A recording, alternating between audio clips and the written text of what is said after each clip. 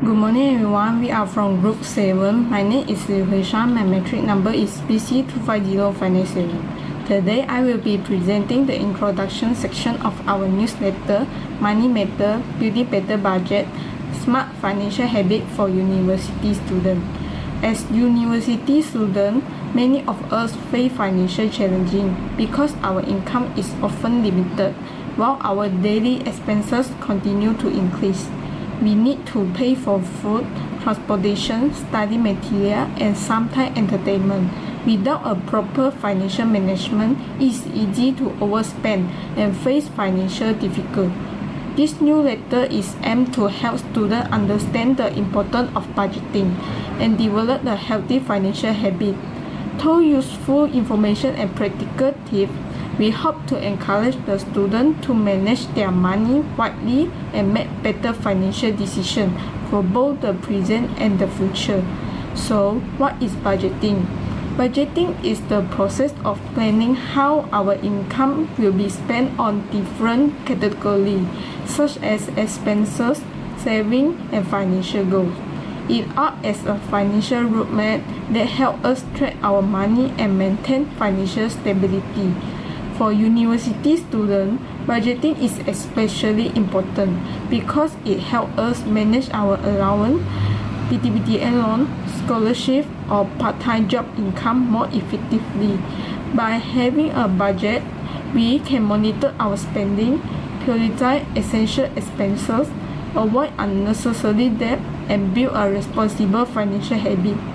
Learning to budget is not only useful during our university year, but it also prepares us for greater financial responsibility after graduation. As Deb Ramsey once said, a budget is telling your money where to go instead of wondering where it went. Thank you. Good day to Miss Reed and my fellow friends. My name is Hugh Ewan, metric number BC250501. So now I will explain on why budgeting is important for us as a university students and share some practical budgeting tips that can help students to manage their finances effectively. First, budgeting is the process of planning how income is allocated among expenses, savings, and financial goals. So for university students, budgeting is especially important because many rely on limited financial resources such as allowance, PTBTN loans, part-time incomes, or scholarships. So by having a budget, students can track their expenses and incomes to avoid unnecessary spendings, make better financial decisions, and reduce the risk of financial difficulties. There are several benefits of budgeting. It helps to control spending habits and prevent overspending. It also encourages savings and helps students to prepare for the future needs or emergency. In addition, budgeting can reduce the financial stress, improve financial disciplines, and help university students to stay focused on achieving their financial goals. As a result, students who follow a budget are more likely to achieve a greater financial stability. To practice effective budgeting, students can follow several simple tips, which is tracking daily expenses, saving before spending, avoid impulse purchases, and setting short-term and long-term financial goals.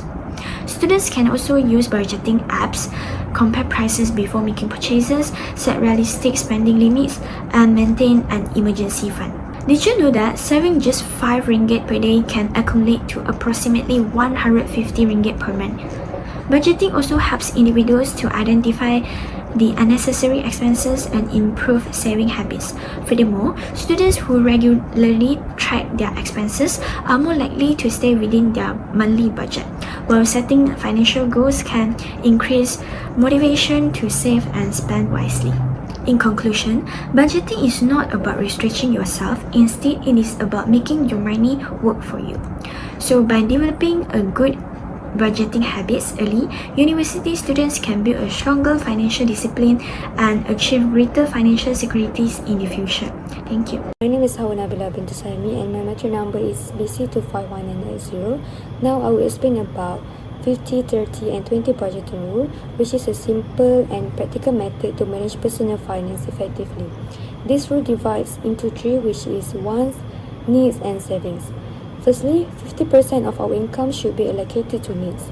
These are essential expenses required for daily living, such as food, transportation, accommodation, utilities, and communication expenses. Since these expenses are necessary, they should always be prioritized when planning a budget. For example, if a university student receives a 1,000 ringgit per month from an allowance, 500 ringgit should be spent on necessities. This amount could be used for hostel rental, meals, or transportation. By setting aside money for these essential expenses first, students can ensure that their basic needs are met without facing financial difficulties later in the month. Secondly, 30% of income can be used for wants. Wants refer to non-essential spending that improve lifestyle and provide personal enjoyment. Examples include shopping, dining out, entertainment, or beauty products. Lastly, 20% of income should be set aside for savings and future goals. This category focuses on building financial security and preparing for unexpected situations. The money can be saved in an emergency fund, invested, or used to achieve long-term goals such as further studies, traveling, or purchasing important items. In conclusion, the 50-30-20 budgeting rule is an effective guideline, especially for university students, as it helps balance essential expenses, personal enjoyment, and saving. By following this rule, individuals can develop healthier financial habits, avoid unnecessary debt, and work towards achieving long-term financial stability and independence. That's all from me. Hi and Assalamualaikum. My name is Maisara Sofina binti Mama Inus and my metric number is BC252289. So today I'll be continuing the presentation by presenting about the 6 common budgeting mistakes college students make. So managing money is an important skill for college students because it helps us to control our spending and achieve our financial goals. However, many students make mistakes that can affect their financial well-being. The first mistake is not tracking expenses. Many students actually do not know where their money goes because they do not record their spending. Without tracking expenses, it becomes more difficult for them to compare income and expenses. A simple solution is to write down their daily spending or use budgeting apps to monitor where our money is used. The second mistake is having no financial goals. Without a clear goal, students may spend without thinking about the future. Setting short-term and long-term financial goals such as saving for emergencies or paying debts can help students manage their money better. The third mistake is confusing what is their wants and their needs. Students sometimes spend money more on things they want instead of things they actually need. For an example, groceries, textbooks, and utilities are needs, while the latest gadgets or concert tickets are wants. We should always prioritize our needs before spending on wants. The fourth mistake is peer pressure spending. Students sometimes spend their money just to follow their friends' lifestyle. It is important to focus on our own financial goals and avoid spending beyond on our budget. The fifth mistake is ignoring the credit scores. A poor credit scores can create a problem in the future. Students should learn to use credit responsibly because having a good credit history can provide a better financial opportunities in the future. And the last mistake is misusing the student loans. Students' loans should be used wisely and mainly just for education-related needs. Borrowing too much can create a financial pressure after graduation. To conclude, avoiding these budgeting mistakes can help students build a better financial habits, and using the SMART method for financial goals, making them specific, measurable, achievable, relevant, and time-bound, can help students manage their money more effectively. That's all from me. Thank you. My name is Nur Hafizi bin Jairisman and my metric number is BC252211. Next, I will explain about Sarah monthly budget as our case study.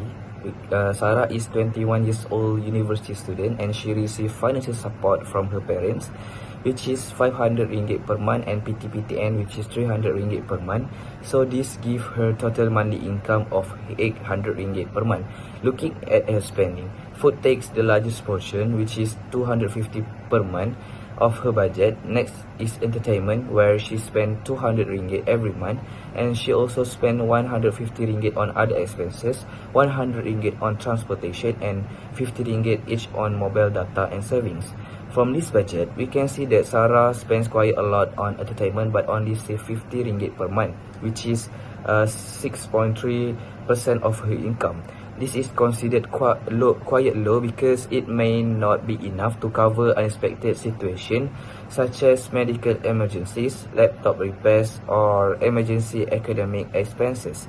To improve her financial situation, there are several recommendations. First, she should reduce her entertainment spending and focus on essential needs. Second, she should increase her monthly saving at least 10 to 20% of her income to build a stronger emergency fund. Third, she should track all of her daily expenses so she knows where her money is going and she can avoid unnecessary spending.